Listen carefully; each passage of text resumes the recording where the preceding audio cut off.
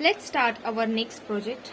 Hello everyone, my name is Minal Thakke and welcome to this video explanation of my loan approval prediction project. This project belongs to the finance and banking domain and the main goal is to predict whether a person's loan application should be approved or rejected.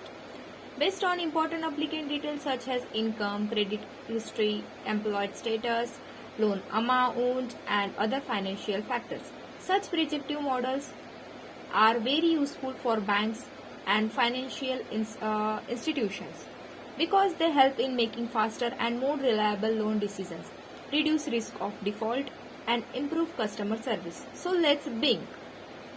Step 1. Import libraries and load data. We first start by importing the required libraries.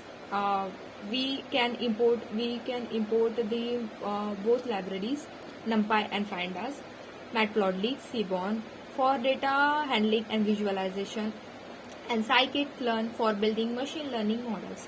Next, we gather all the data. Dataset name loan data.csv using pandas. This data content records of loan applicants including both categorical features like gender, marital status, education, employment type and credit history, and numerical features like income, loan amount and loan terms and other. Next step is exploratory data analysis. Once data is loaded, we can perform exploratory data analysis. We use a hand to look at the first few rows into a check columns, data types described to view statistical summaries, and is null to detect missing values. And we start the steps for the clean data. We can since may features categorical, we check the distribution of variables like credit history, marital status and education. For numerical features like income, loan amount, we plot historical graphs. You can say we plot the different historical graphs for dependents, self-employed, loan amount and loan amount term. Okay, we also check the distribution of loan status to see from the blocks plot to understand their spread, and we see how many applications were approved versus rejected. Okay, through this analysis we often find that credit history, applicant income and very strong indicators of loan approval. And this is step 3, data pre-processing. Before building the model, we need to pre-process the data. This involves handling missing values. You can see we can handle the missing values for the loan amount term, credit history, or encoding categorical variables using the mean, mode and median. Techniques like one-hot encoding or for non-numeric columns such as the gender, education and marital status. Feature scaling, standardizing numerical features like income and loan amount so that no single feature dominates the model. After pre-processing, our data set is clean. Okay, consistence ready for machine learning. In step 4, feature creation is our step 4. And there is a next step we can perform splitting the data. Next, we separate the feature from the target variable, all applicant details from the feature matrix X with the loan status. Column is our target Y. We split the data set into training and the testing sets using train test split with 80% of the data. We can see our later model. 80% of the data we can use for the training and 20% for the testing as usual.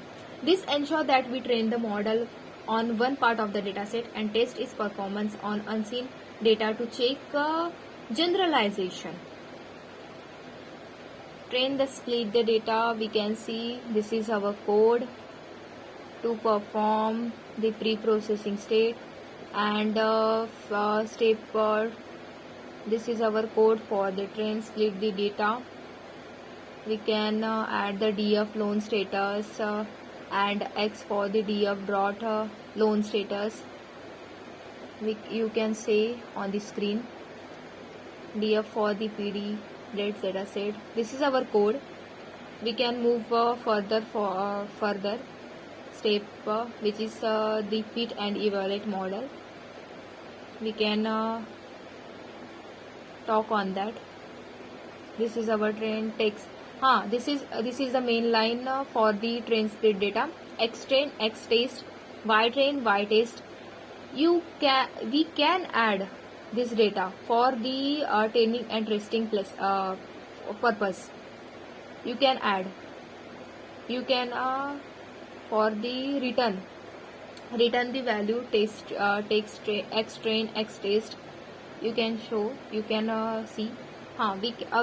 We further write, fit and evaluate the model. For our first model, we use Random Forest Classifier, which works well for structured tabular data, can handle both categorical and numerical features. We feed the Random Forest model on the training set and then predict on the test set. You can see the code for that. We evaluate the result using the accuracy score, confusion matrix and the last classification report. The confusion matrix shows how many approval and rejection were correctly classified and how many were misclassed. The accuracy score gives the overall percentage of the correct prediction. In the first run, the accuracy score comes out to around, wait, our code is run, then we can say the accuracy score of our model. Wait, print /n, print accuracy of the Random Forest Classifier. This is our code for that. Come. We model fit, evaluate model, and then X train, X trace. Our accuracy score is 82%. Our accuracy score is 82%, which is a good starting point. For our model. Then after that, feature important analysis. Once the model is well trained, we check which features are the most important for prediction. Our model is usually written this feature importance random forest feature importance. We plot a bar chart. The results usually shows the credit history is the most powerful. Wait, our feature importance code will be run. Then we can say the result. Yes, you can see the result. Our loan. Other important features include applicant income, loan amount, employment status, and loan term. This aligns the real world expectations because the bank heavily rely on the credit history and income levels where deciding loan approval. Conclusion. Let's wrap us the project with the conclusion. We started the raw applicant data, perform exploratory data analysis, clean and pre-process data set, and train the model. Random Forest Classifier. We discover the credit history and other. In the future, this project can be helped extended by the adding more applicant data, trying the advanced algorithms such as XBOO training and integrating fearless check to avoid bias in loan prediction.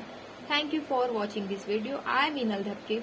I hope this project gave you a clear idea of machine learning can help in automating financial decision making. Thank you so much.